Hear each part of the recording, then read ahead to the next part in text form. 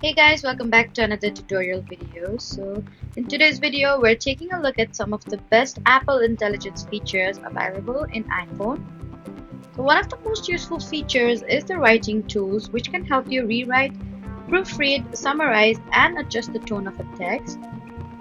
Another handy feature is notification summaries, which can give you a quick overview instead of making you read every notification individually.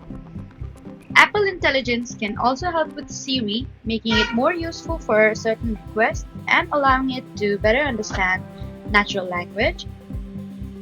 You can also use features such as Genmoji to create custom emoji style images from text descriptions depending on your device and software support.